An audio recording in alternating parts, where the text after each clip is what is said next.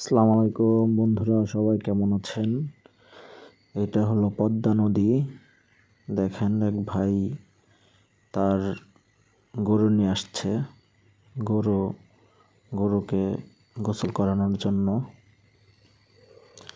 এটা হলো চর অঞ্চল,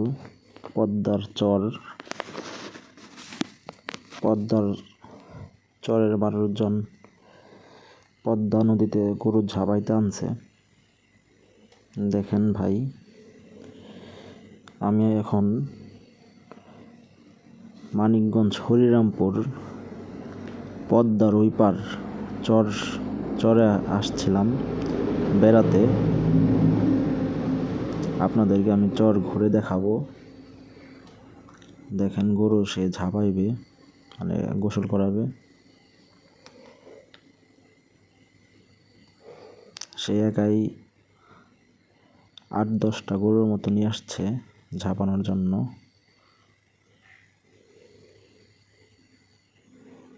নয়টা গরু হবে সম্ভবত।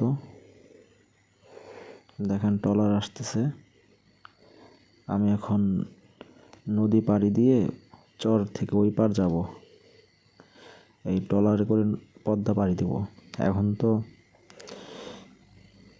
এখন হচ্ছে শীতকাল, যার কারণে নদীর জোয়ার এখন আসে নাই। যখন বর্ষার মৌসুম শুরু হবে, বর্ষাকালে নদীতে প্রচুর ঢেউ স্রোত থাকে। ওই সময় পদ্মা পাড়ি দেওয়াটা অনেক রিস্কি একটা ব্যাপার। আমার অনেক ভয় লাগে। দেখেন, আমি এখন ট্রলারে আছি। ট্রলার ছেড়ে দিছে। দেখেন, সামনে দিয়ে অনেকগুলি বল গেটার জাহাজ যাইতেছে। এই বল গেটার জাহাজকে অতিক্রম করতে হবে আমাদের ট্রলার দিয়ে। দেখেন, এই জিনিসটা খুবই ভয়ঙ্কর একটা ব্যাপার। এই জাহাজের পিছন দিয়ে আর ওই জাহাজের সামনে দিয়ে আমাদের মাঝখান দিয়ে হলো ট্রলারটা অতিক্রম করবে। দেখেন, এই যে দেখেন, এটা খুব একটা রিস্কি একটা ব্যাপার। মাঝে মাঝে এভাবে সংঘর্ষ হলে পরে ট্রলার ডুবে যাওয়ার সম্ভাবনা থাকে। দেখেন, আমরা এখন অতিক্রম করলাম এই ট্রলারের পিছন দিয়ে জাহাজের, আর ওই পাশে আর একটা জাহাজ আসতেছে এই জাহাজের সামনে দিয়ে। একটা ভয়ঙ্কর একটা ব্যাপার ছিল। পদ্মা দেখেন কত জাহাজ আর বলগেট চলাচল করে। খুবই ভয়ঙ্কর একটা রিস্কি একটা ব্যাপার। আমি এখন পদ্মা পাড়ি দিয়ে দেখেন এপার চলে আসছি। এখন হলো মোটরসাইকেল ভাড়া নিয়ে এই যাইতেছি। দেখেন, পদ্মার এটা চরের মাঝখানে, চতুর্পাশে পদ্মা নদী, মাঝখানে চর। দেখেন, চরের ভিতরে এই একটা ব্রিজ। দেখেন কত সুন্দর একটা ব্রিজ।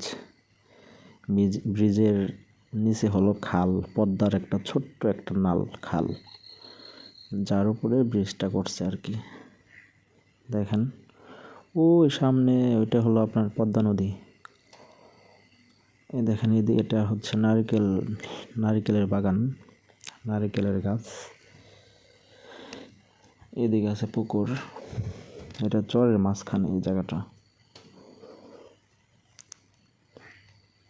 দেখেন, মানুষজন নাই বললেই চলে, এখানে জনশূন্য। নারিকেল গাছগুলি পানির অভাবে মরা হয়ে গেছে। এটা পানি দিলে পরে আবার কি হবে, ভালো, বা বৃষ্টি নামলে পরে নারকেল গাছ তাজা হবে। দেখেন, বালুর ভিতরে নারকেল গাছ দাঁড়ায় আছে, বালু মাটি। এই জায়গাটা হলো চরের মাঝখান, মানে চতুর্পাশে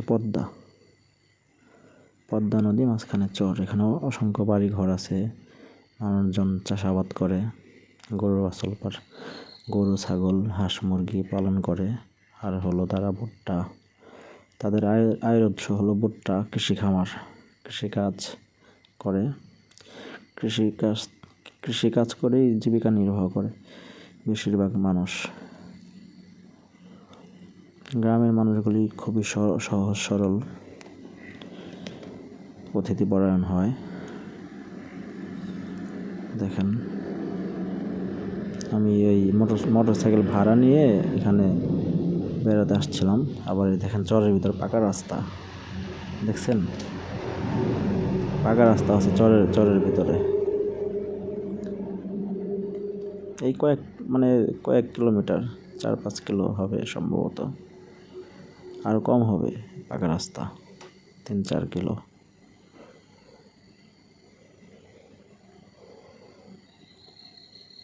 দেখেন চরের প্রাকৃতিক পরিবেশ কেমন হয়, মানুষজন কম, নির্জন পরিবেশ। এদিকটা আবার একটু ভালো রাস্তা, চাপা একদম, বেশি চওড়া না। একটা মোটরসাইকেল একটা 2টা মোটরসাইকেল ভালোভাবেই যাতায়াত করতে পারে। এখানে কিন্তু শুধু মোটরসাইকেল আর হচ্ছে আপনার ঘোড়ার গাড়ি, এই 2টাই যানবাহন চলাচল হয়।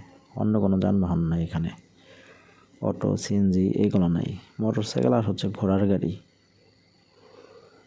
এই একটা বাজার, এটা হচ্ছে একটা বাজার। এখানে সকালে বাজার হয়, বাজার মিলে।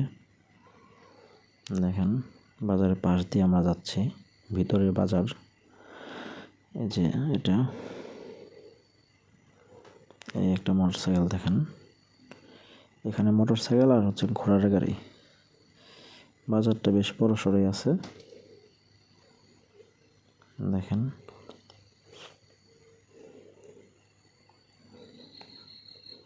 ডান পাশে সম্ভবত এটা একটা মসজিদ। দেখেন কত সুন্দর মসজিদ। আমরা এখন চলে যাচ্ছি, চর ঘুরে বেড়াচ্ছি চরের ভিতর দিয়ে। দেখেন রাস্তার পাশে বাড়িঘর, ডান পাশে কলা বাগান সম্ভবত, হ্যাঁ ডান পাশে কলা বাগান, বাম পাশে কলা বাগান, মাঝখান দিয়ে চিকন রাস্তা, বিভিন্ন গাছ। দেখেন জঙ্গল গাছ, কলা গাছ, পাশে ক্ষেত, ভুট্টা বুনছে সম্ভবত। এদিকে ডান পাশে ভুট্টা ক্ষেত। চরের মানুষ